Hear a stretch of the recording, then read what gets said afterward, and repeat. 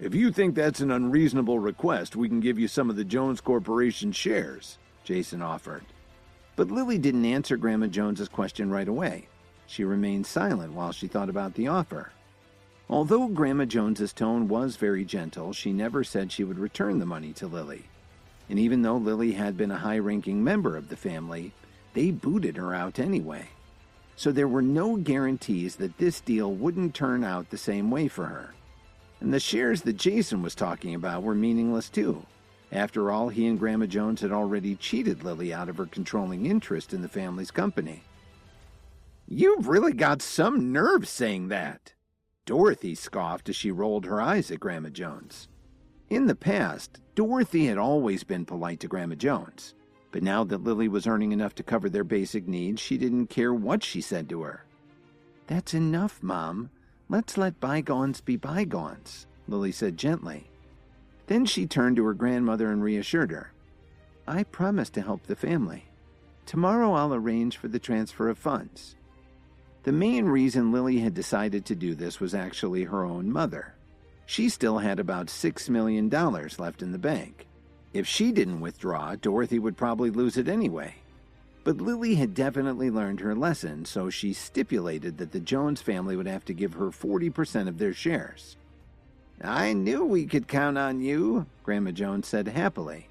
She didn't even bother to argue about the terms because she knew that the Jones family shares had hardly any value right now.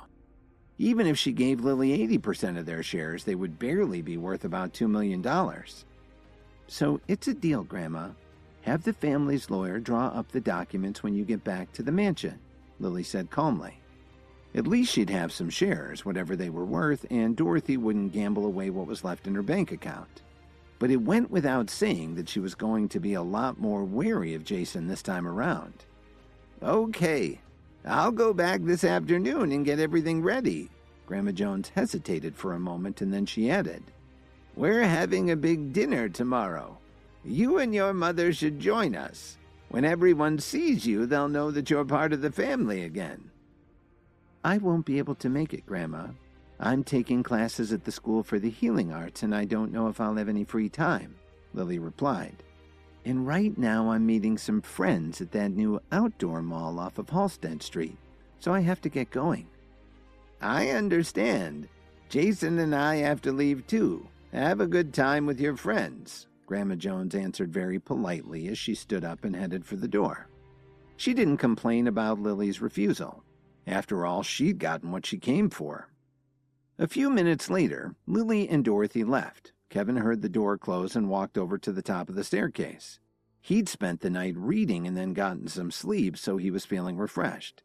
He'd actually heard the entire conversation with Grandma Jones, but decided not to show himself. "I can't believe that Lily went along with that," Kevin sighed helplessly.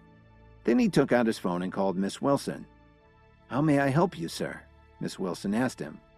"Let's back off on the pressure we've been putting on the Jones family for now, but don't give them too much wiggle room. I'll leave the details up to you," Kevin instructed her. "I'll take care of it, Mr. Williams," Miss Wilson promised. Kevin hung up the phone and looked outside. He decided that the weather was pretty good, so he changed his clothes and went out for a walk.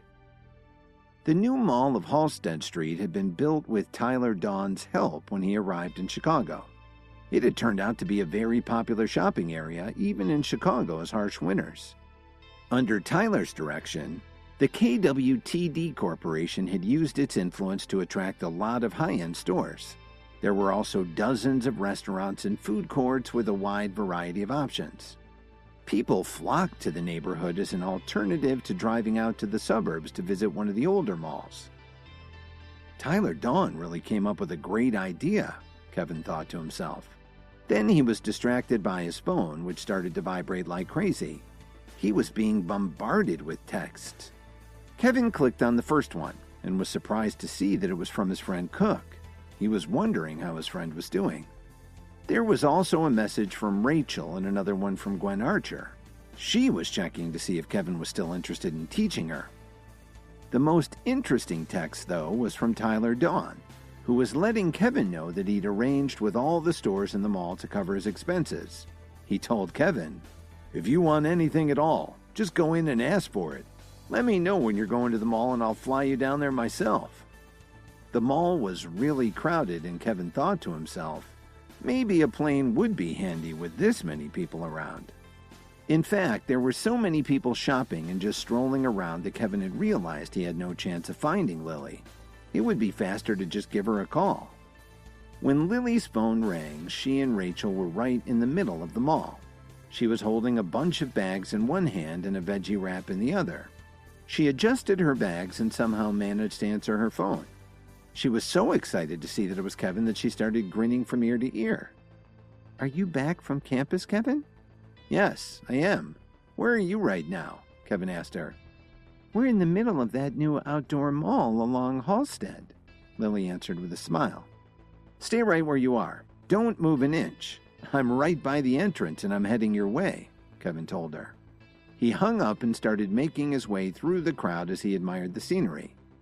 Kevin wasn't aware of it, but at that very moment, Officer Emmett was walking through the same crowd.